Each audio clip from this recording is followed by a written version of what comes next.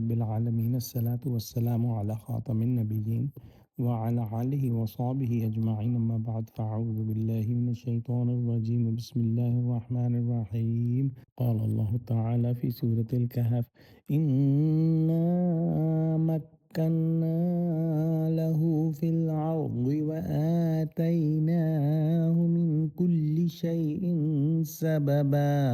ترجمہ: ہم نے اس کو زمین میں بڑی دسترس دی تھی اور ہر طرح کا سامان عطا کیا تھا۔ پچھلی آیت سے ہم نے ذوالقرنین کے بارے میں پڑھنا شروع کیا۔ مشرکین یہود کے اکسانے پر آپ صلی اللہ علیہ وآلہ وسلم سے مختلف سوالات پوچھا کرتے تھے، اور انہوں نے روح کے بارے میں پوچھا تھا اور اصحاب کہف کے بارے میں پوچھا تھا اور ذوالقرنین کے بارے میں بھی پوچھا تھا۔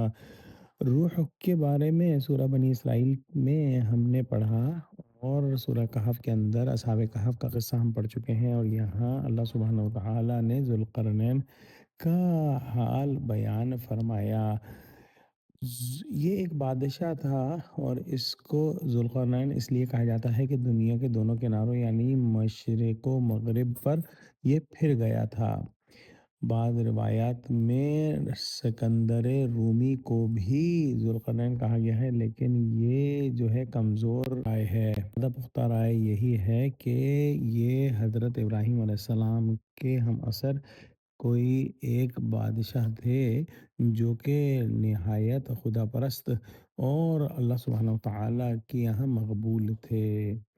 اللہ سبحانہ وتعالیٰ نے ان کو خارق عادت سامان و وسائل عطا فرمائے تھے، جن کے ذریعے ان کو مشرق و مغرب کے سفر اور محیر العقول فتوحات پر قدرت حاصل ہوئی تھی۔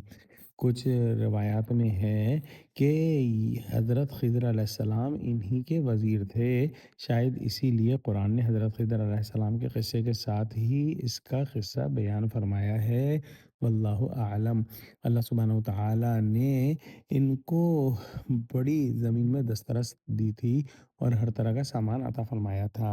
ان کے بارے میں ہم مزید جو ہے وہ پڑھیں گے کہ انہوں نے کون کون سے سفر کیے اور کیا معاملات ان سفروں میں پیش آئے۔ دعا کرتے ہیں کہ اللہ سبحانہ وتعالیٰ ہم کو قرآن کا فہم عطا فرما، ہم کو سچوں سے جڑے اور ہم کو صراط مستقیم پر قائم فرما دے، آمین۔ وآخر دعوانا الحمد للہ رب العالمین، والسلام علیکم ورحمۃ اللہ وبرکاتہ۔